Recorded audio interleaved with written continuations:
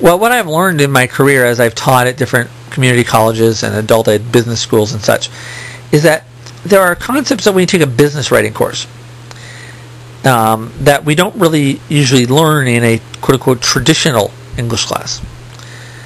But those concepts, just as, learning the practical aspects of electricity probably teach us more about physics than physics teaches us about practical electricity. Well, the same thing that taking a practical business writing course often there teaches concepts that are not usually taught in a class like this, but tend to be more useful across the board. And so I like to emphasize those concepts in my traditional English classes. In business writing, what I learned when I taught business writing, there's several different formats of business writing. You have the proposal, the report, the memo, the letter, the resume, and so forth, the press release, and so forth. What struck me is that pretty much everything in business is either a proposal or a report, right? You're either asking somebody to do something or you're telling them about something that you did. And usually when you're doing a report, you're still asking them to, you tell them what you did, and then you want them to either, approve you to keep doing it, or give you tell other people to do the same thing, or do it themselves, or whatever. So a lot of times the report ends up being a proposal of sorts too. But in any case, it struck me that when you're doing a memo, usually what you're talking about, it doesn't follow the same format as a proposal or report, but it still is basically asking a person to do something. Okay? Business letter is usually a business letter is asking a person to do something, or they're thanking them for something. A resume is, of course, asking a person for a job, so it's a proposal in a way. And I want to talk more about those formats in detail because I think they teach us something about what we need to do across the board in our writing. All right, but think about that. Every piece of nonfiction communication you do is a proposal or a report. If you slap a sticky note on your refrigerator saying "dinner at 8?" ? What are you doing? You're proposing to have dinner at 8. Okay.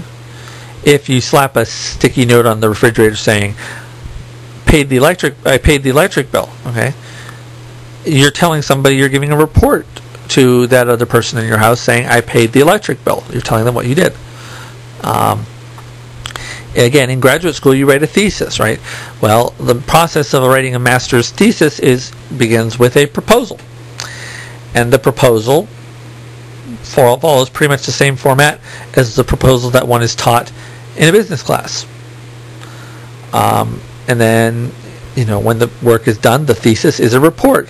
And it starts, the first chapter of the thesis usually, sort of contains the same basic stuff as the original proposal.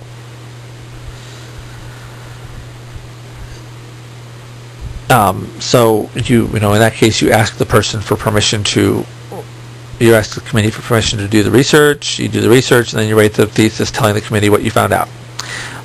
In business, you write for a grant, right? You write a grant proposal. You say, I would like money to request money for this project that I think will have a problem, that I think will do something. And then you you get your grant money and you do your project, and it's either successful or it's not, and you send a proposal to a report to the people who gave you the grant money, saying, here's what happened. You have, a young man, is looking for a life partner, and he needs to find somebody, and so he dates different people, and nothing quite works out. So he keeps trying, and he meets a girl, and he finds her to be just the person he's looking for. So he asks her to marry him, and there's what we call a proposal right there, right? You're the only woman I've ever met who truly made me feel truly, fulfilled and everything, and you're the best friend I've ever had, so I think we should get married. That's a proposal. 30 years later, his kid comes to him. 20 years later, his kid comes to him and says, Dad, what's the secret to a happy marriage? How do I know when I found the right person? And Dad says, well, let me tell you how I met your mother. And tells him how he met his mother. And then, and says, and, we've had 20, 30 years of happy marriage. And so the kid, the kid takes out his father's advice and learns something from his father's story and goes out and finds his own future spouse. So, this is the same pattern, troubleshooting a computer, right? If you call up a tech support line, they're going to ask you basic questions like, did you restart the computer? Did you clean out your temporary files? Did you defragment your hard drive or whatever? They'll ask you these basic things that they expect people to do. And then they'll go through all these different things. Is everything plugged in properly? And they'll go through these basic things that they want you to test. It's called troubleshooting. Check the basic stuff first, and then work your way down to the problem. And if if none of those things work, then they start trying to figure out what the problem is, right? You have a problem with your air conditioner, so the air conditioning repairman comes out and looks at your air conditioner and says, here's what the problem is. I can fix it, but it's going to cost you X amount of money. Do you want me to do it? So he's writing you a proposal. He gives you what's called an estimate, right? An estimate for repairs. And that estimate is a proposal to repair your air conditioner and what it's going to take to do the air conditioner, how much it's going to cost, right? Well, and then he comes back, you say, okay, sure, do it. And he comes back and says, I fixed your air conditioner. And he gives you the report. Well, in the business world, proposals and reports follow a certain format. You start with a problem. And there's a problem to be solved. And somebody has tried to solve that problem, whether it was you or somebody else. Somebody's already tried to solve that problem, and it hasn't worked. Okay? You already dated other girls. You already did all the turning the computer on and off and deleting the recycle bin and defragmenting the hard drive and checking all the cables and all that stuff. You've already done all that, and none of that has worked, okay? Other people have researched this problem in society, and nobody has found exactly the solution to the problem, right? Other politicians have tried to be president and run the country. None of them have done it the way that this candidate says he can do it. Whatever it is, there's a problem. All right, and the first step in a proposal is identifying the problem.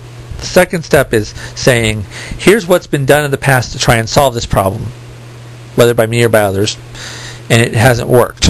And here's why I think it hasn't worked. The third step is what you think is the solution to the problem. So here's how I think the problem can be solved.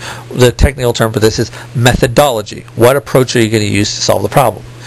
Boss, our department's been really slow lately. We've been having these efficiency issues. I think the problem is that our computer software is outdated. There's this new package out here, this new version of this software out that's really going to improve our efficiency if we implement it. Could you approve us for the money to buy this new software and install it on our computers and see if that increases our efficiency, right?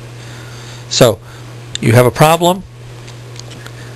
You explain what's been done in the past to try and solve the problem, why it wasn't successful, what your method is to attacking the problem, why you think your method is better, and then, of course, depending on the nature of the proposal, you ask the other person to do something, or you ask the other person for permission to do something, or to give you the resources to do something, whatever you're asking them for. A report repeats the same things. A report says, here's what the problem was, here's what the attempts were to solve it that didn't work, here's what my attempt was, and here's what happened with my attempt. I did the research on my thesis, and here's what I came up with. I fixed your air conditioner. Again, your mom and I have been married for 20 happy years. Thanks, boss, for the money for the approval to buy the new software. It has increased our department's efficiency by 150%, whatever.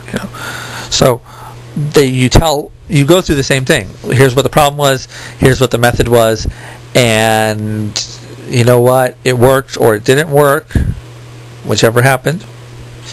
The results, what happened. That's what makes a report different from a proposal.